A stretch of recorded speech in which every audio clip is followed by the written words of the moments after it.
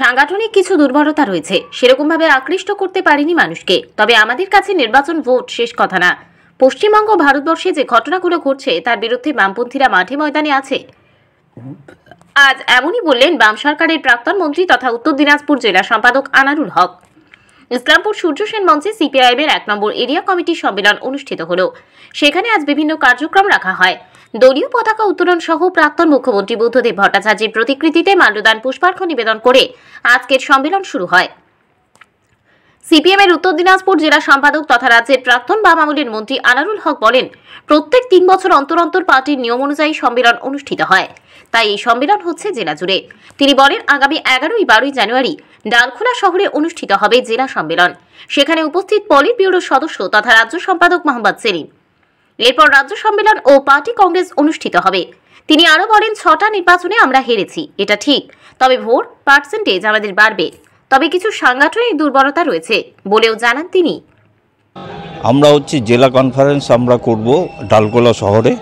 সেখানে 11 তারিখে প্রকাশ্য সমাবেশ মধ্য দিয়ে আমরা সম্মেলন শুরু করব। প্রকাশ্য সমাবেশের বক্তা আমাদের পার্টির রাজ্য সম্পাদক, পলিট ব্যুরো সদস্য এবং প্রাক্তন এমপি আমাদের জেলার, তিনি থাকবেন এবং অন্যান্য নেতৃবৃন্দরা থাকবেন।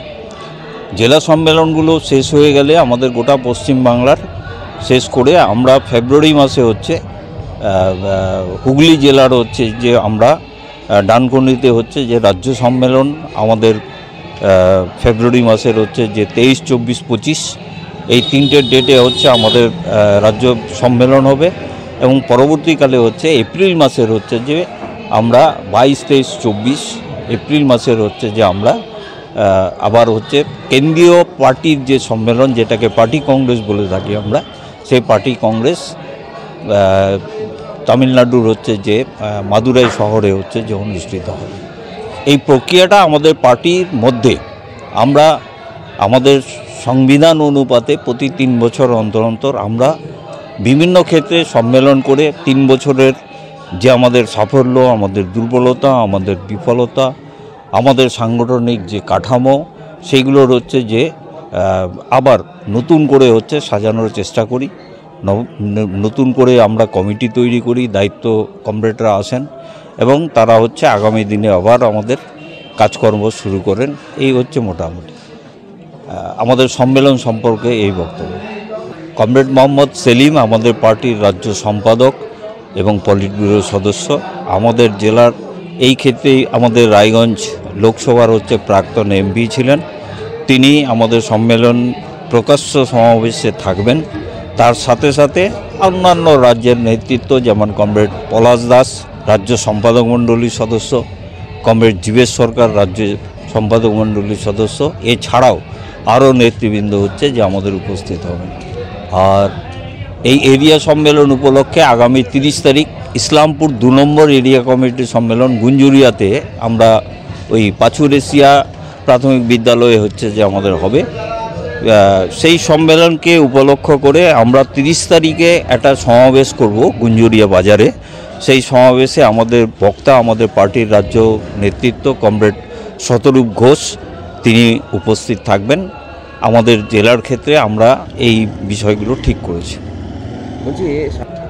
নির্বাচন একটা আলাদা জিনিস, এটা ঠিক যে আমরা 6টা নির্বাচন হয়েছে, উপনির্বাচন আমরা 6টাতেই যে হেরেছি। কিন্তু আপনারা দেখবেন আমাদের কাছে পরিসংখ্যান এখনও পুরোটা পাইনি।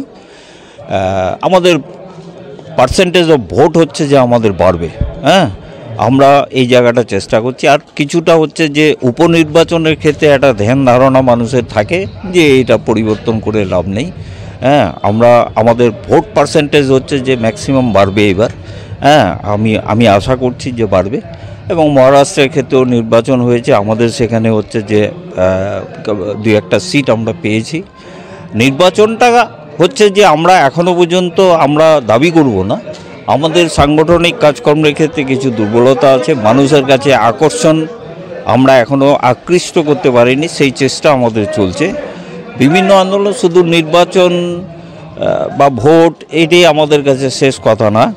যে গোটা পশ্চিমবাংলা, গোটা ভারতবর্ষের যে ঘটনাগুলো ঘটছে তার বিরুদ্ধে আপনারা দেখবেন যে আমরা কমিউনিস্ট পার্টির লোকেরা, বামপন্থীরা যে আমরা মাঠের মধ্যে আছি।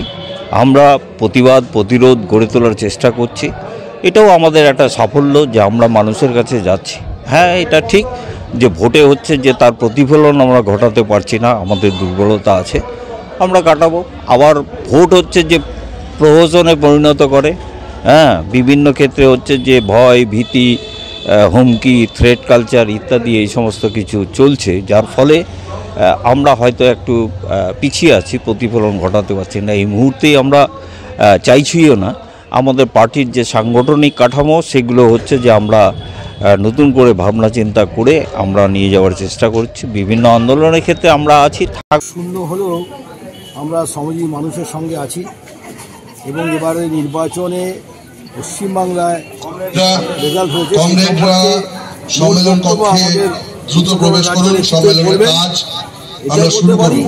বিগত কয়েক বছর ধরে পশ্চিমবাংলায় যারা আগে এসেছেন ভুলণ্ঠিত ইতিমধ্যে এবং এখানে মানুষের ভোটাধিকার করা হয়েছে, মানুষ তাদেরকে সকলকে স্বাধীনতার যে অধিকার দ্রুত সম্মেলন কক্ষে প্রবেশ করবেন। ফলে নির্বাচনের ফলাফলটা স্বাভাবিকভাবে হচ্ছে এই যে বিরোধী শূন্য হওয়ারই সম্ভাবনা থাকে এবং সেটাই হয়েছে।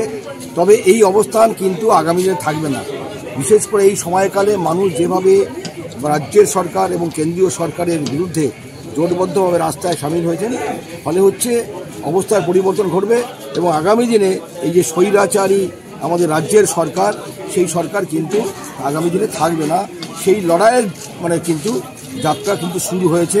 সুতরাং একটা নির্বাচনের ফলাফল দিয়ে সেটা কিন্তু বিচার করা যাবে না।